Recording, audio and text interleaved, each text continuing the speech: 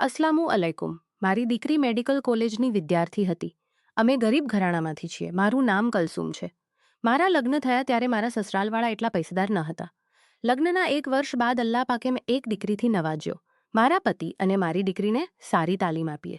પણ અમે ગરીબ હતા અને ગરીબી મારી દીકરીને સારી તાલતી હતી. તનેસે તોય અમે તેના સપના છીનવવાની પરવાનગી ન આપી. અમે બંનેએ અત્યંત ગરીબીમાં પણ અમારી એકલોતરી દીકરીને ડૉક્ટર બનાવવાનું સપનું જોયું. અમારી દીકરી પણ બાળપણથી જ દિવસ રાત મહેનત કરતી હતી. ખૂબ લગનથી અભ્યાસ કરતી. અમારું એક 2 રૂમનું નાનું મકાન હતું. એક રૂમમાં અમે રહેતા અને બીજા રૂમમાં દીકરી. ઘણીવાર તેના રૂમની લાઇટ આખી રાત ચાલુ રહેતી. અમે સમજતા હતા કે તેનો અભ્યાસ ખૂબ મુશ્કેલ છે, તેથી તે રાતભર જાગે છે. તેને આ રીતે મહેનત કરતી જોઈને અમને તેના પર ઘણો ગર્વ થતો. અમે ગરીબ હતા પણ અમીરોવાળું સપનું જોયું હતું. દીકરીને ડૉક્ટર બનાવવાનું. અમે તેના અભ્યાસ પર જેટલું બનતું તેટલું પૈસો ખર્ચતા. લોકો વાતો કરતા કે અમે અમીરોવાળું સપનું જોઈને પોતાની ઔલાદને તકલીફ આપીએ છીએ. મારી સાસુ સસરા અને જેઠ જેઠાણી પણ આ વાતો કરતા. પણ અમે કોઈની વાત અને મહેન ન કરી. અમારી દીકરી હોશિયાર અને મહેનતુ હતી. અમે તેને એકલી કોલેજ આવવા જવાની પરવાનગી આપી રાખી હતી. આખરે લોકો વાતો ક્યાં સુધી કરશે? જ્યારે અમારી દીકરી ડૉક્ટર બની જશે, તે અમારી દુઆઓ અને દીકરીની મહેનત રંગ લાવી, ત્યારે આજ લોકો ગર્વથી કે અમારી 32 સિલેક્શન થયું. અમે આખા મોહલ્લામાં મીઠાઈ વહેંચી હતી. હવે 4 વર્ષની તાલીમ બાકી હતી. પણ મેડિકલ કોલેજ બીજા શહેરમાં હતી. અમે રોજ બસ અને રિક્ષાનો ખર્ચ ના આપી શકીએ. આખરે વિચાર કરીને અને ઉસ્તાદોના સલાહથી નક્કી થયું કે દીકરી હોસ્ટેલમાં રહેશે અને 15 દિવસે ઘરે આવશે. આ રીતે તેની તાલીમ પણ ચાલુ રહેશે. દર 15 દિવસે ઘરે આવતી અને રવિવારે અમારી સાથે ગાળીને સોમવારે પાછી જતી. પહેલું વર્ષ શાંતિથી ગયું. પણ પછી જ્યારે તે ફરી હોસ્ટેલથી આવી તો તે મારી પાસે કહેવા લાગી કે મને બજારમાંથી થોડી ફટકડી લઈ આવ. હું પૂછતી કે ફટકડીનું શું કામ? તો તે કહેતી કે ઉસ્તાદે ફટકડી પર એક પ્રયોગ કરવા કહ્યું છે. હું તેને ફટકડી લાવી આપતી. લગભગ 3 શંકા થઈ. આવું કયું પ્રયોગ છે જે 3 મહિનાથી પૂરું થતું નથી? અને એવો કયો ઉકા થઈ? આવો કયો ઉસ્તાદ છે જે દર વખતે એક જ કામ આપે? પણ પછી વિચાર્યું કે હું તો 5મી પાસ છું. મને મેડિકલની વાતો શું ખબર? પણ જ્યારે દીકરી ફરી આવી અને ફટકડી મંગાવી તો મેં પૂછી જ લીધું કે તને દર 15 દિવસે એક જ કામ શા માટે મળે છે? મારી વાત સાંભળીને દીકરી થોડી ગભરાઈ ગઈ, પણ પછી સંભાળીને બોલી કે માં, આ કામ ત્યાં સુધી મળતું રહે છે જ્યાં સુધી પ્રયોગ બરાબર ન થાય. ફટકડી પરનો પ્રયોગ દર વખતે ખોટો થઈ જાય છે. ઉસ્તાદ કહે છે કે પ્રયોગ નાકામે રહ્યો છે.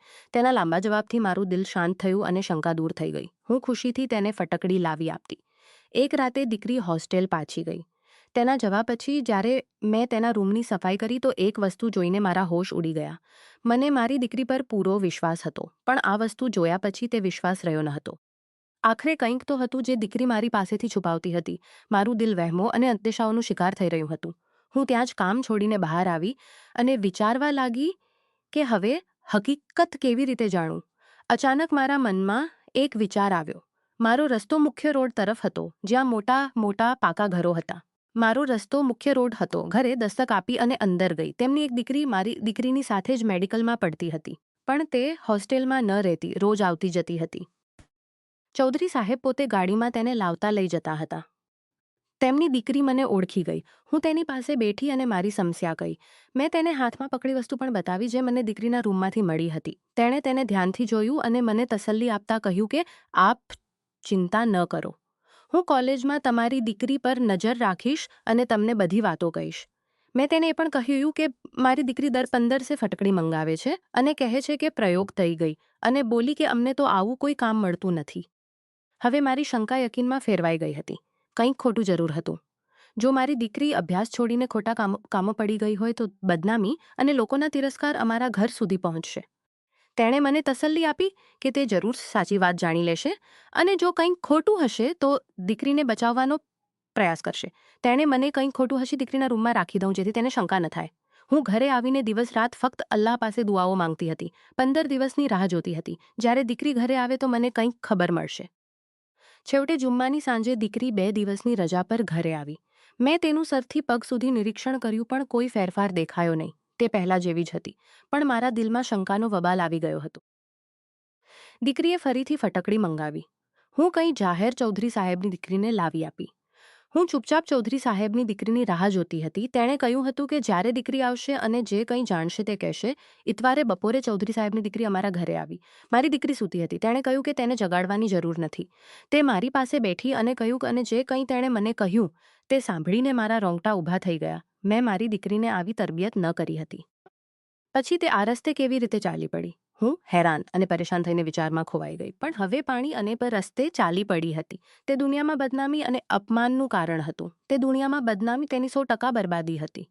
તેણે મને સલાહ આપી કે હું ચિંતા ન કરું પણ આ મસલાનો ઉકેલ વિચારું. અને એમ કહ્યું કે એક પેછું ન કરું પણ આ મસલાનો ઉકેલ વિચારું. અને એમ કરું કે એક રાતે છુપાઈને દીકરીના રૂમમાં સૂઈ જાઉં અને જોઉં કે તે રાતે શું કરે છે અને સમજી શકીશ કે આ મસલામાંથી દીકરીને કેવી રીતે કાઢવી. મેં તેની વાત માની. દીકરીને હોસ્ટેલ પાછી જવાનું હતું, તેથી મને ફરી 15 દિવસ રાહ જોવી પડી.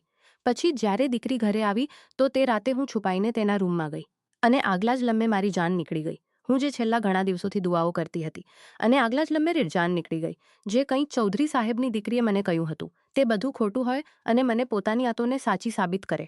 પણ અફસોસ કે મારી કોઈ દુઆ કબૂલ ન થઈ હતી. જાનલેવા સત્ય મારી આંખો સામે સાબિત થઈ ગયું હતું.